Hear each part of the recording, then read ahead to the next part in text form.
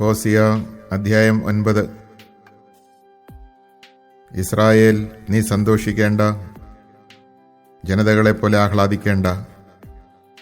നീ നിന്റെ ദൈവത്തെ പരിത്യജിച്ച് പരസംഗത്തിൽ ഏർപ്പെട്ടു. എല്ലാ മെതിക്കളത്തിലും നീ വേശ്യാവേതനം അഭിലഷിച്ചു. മെതിക്കളവും മുന്തിരിച്ചക്കും അവരെ പോറ്റുകയില്ല, അവർക്ക് പുതുവീഞ്ഞ് ലഭിക്കുകയില്ല. അവർ കർത്താവിൻ്റെ ദേശത്ത് വസിക്കുകയില്ല. എഫ്രായിം ഈജിപ്തിലേക്ക് മടങ്ങും. അസീറിയയിൽ വെച്ച് അവർ അശുദ്ധ ഭക്ഷണം കഴിക്കും. അവർ കർത്താവിന് വീഞ്ഞ് നൈവേദ്യമായി ഒഴുക്കുകയില്ല. തങ്ങളുടെ ബലികൾ കൊണ്ട് അവിടുത്തെ പ്രസാദിപ്പിക്കുകയുമില്ല. അവരുടെ ആഹാരം വിലാപകരുടേതുപോലെ ആയിരിക്കും. അത് ഭക്ഷിക്കുന്നവരെല്ലാവരും മലിനരാക്കപ്പെടും. അവരുടെ ആഹാരം വിശപ്പടക്കാൻ മാത്രമേ ഉണ്ടാവൂ. അത് കർത്താവിൻ്റെ ഭവനത്തിൽ അർപ്പിക്കപ്പെടുകയില്ല. നിശ്ചിത തിരുനാളിലും കർത്താവിൻ്റെ ഉത്സവ ദിനത്തിലും നിങ്ങൾ എന്തു ചെയ്യും? നാശത്തിൽ നിന്ന് അവർ ഓടി അകലുന്നു. ഈജിപ്ത് അവരെ ഒരുമിച്ച് കൂട്ടും. മെംഫിസ് അവരെ സംസ്കരിക്കും. അവരുടെ വിലപിടിപ്പുള്ള വെള്ളി സാധനങ്ങൾ കൊടിത്തുക കരസ്ഥമാക്കും. അവരുടെ കൂടാരങ്ങളിൽ മുൾച്ചെടികൾ വളരും. ശിക്ഷയുടെ ദിനങ്ങൾ വന്നു കഴിഞ്ഞു. പ്രതികാരത്തിൻ്റെ ദിനങ്ങൾ ആഗതമായി. ഇസ്രായേൽ അതനുഭവിച്ചറിയും. നിന്റെ വലിയ അപരാധവും വിദ്വേഷവും നിമിത്തം പ്രവാചകൻ നിങ്ങൾക്ക് വിഡ്ഢിയായി. ആത്മാവിനാൽ പ്രചോദിതനായവൻ ഭ്രാന്തനായി.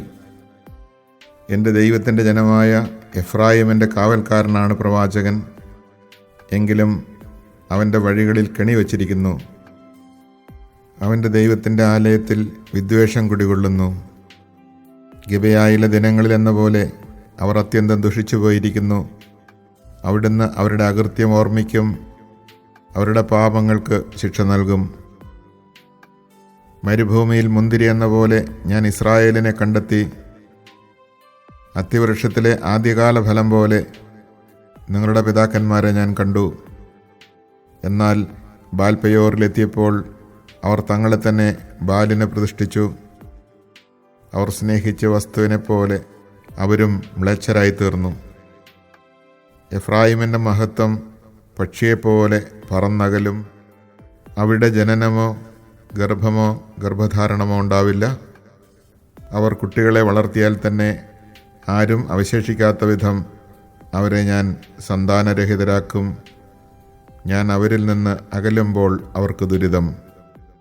എഫ്രായിമിൻ്റെ സന്തതികളെ ശത്രുക്കൾക്കിരയാകാൻ ഒഴിഞ്ഞുവെക്കപ്പെട്ടവരായി ഞാൻ കാണുന്നു. എഫ്രായിമിന് തൻ്റെ പുത്രന്മാരെ കൊലക്കളത്തിലേക്ക് നയിക്കേണ്ടി വരും. കർത്താവെ, അവർക്ക് കൊടുക്കുക. അങ്ങെന്തു കൊടുക്കും? അവർ കലസിപ്പോകുന്ന ഗർഭപാത്രവും വരണ്ട സ്ഥലങ്ങളും കൊടുക്കുക. അവരുടെ അകൃത്യങ്ങളെല്ലാം ഗിൽഗാലിൽ ആരംഭിച്ചു. അവിടെ വെച്ച് ഞാൻ അവരെ വെറുക്കാൻ തുടങ്ങി. അവരുടെ അകൃത്യങ്ങൾ നിമിത്തം എൻ്റെ ഭവനത്തിൽ നിന്ന് അവരെ ഞാൻ ആട്ടിപ്പുറത്താക്കും. ഞാൻ അവരെ മേലിൽ സ്നേഹിക്കുകയില്ല. അവരുടെ പ്രഭുക്കന്മാർ ധിക്കാരികളാണ്. എഫ്രായിമിന് മുറിവേറ്റു. അവരുടെ വേരുകൾ ഉണങ്ങിപ്പോയി. അവർ ഇനി ഫലം പുറപ്പെടുവിക്കുകയില്ല. അവർക്ക് മക്കളുണ്ടായാൽ തന്നെ ആ അരുമസന്താനങ്ങളെ ഞാൻ വധിക്കും. എൻ്റെ ദൈവം അവരെ പുറന്തള്ളും. കാരണം അവർ അവിടുത്തെ വാക്ക് കേട്ടില്ല. അവർ ജനതകളുടെ ഇടയിൽ അലഞ്ഞുതിരിയും. Chapter 9. Rejoice not, O Israel, exult not like the nations, for you have been unfaithful to your God, loving a harlot's hire upon every threshing floor. Threshing floor and winepress shall not nourish them, the new wine shall fail them. They shall not dwell in the Lord's land. Ephraim shall return to Egypt, and in Assyria they shall eat unclean food. They shall not pour libations of wine to the Lord, or proffer their sacrifices before him. Theirs will be like mourner's bread, that makes unclean all who eat of it. Such food as they have shall be for themselves, it cannot enter the house of the Lord. What will you do on the festival day, the day of the Lord's feast? When they go from the ruins, Egypt shall gather them in, Memphis shall bury them. Weeds shall overgrow their silver treasures, and thorns invade their tents. They have come, the days of punishment, they have come, the days of recompense. Let Israel know it. The prophet is a fool, the man of the Spirit is mad. Because your iniquity is great, great too is your hostility.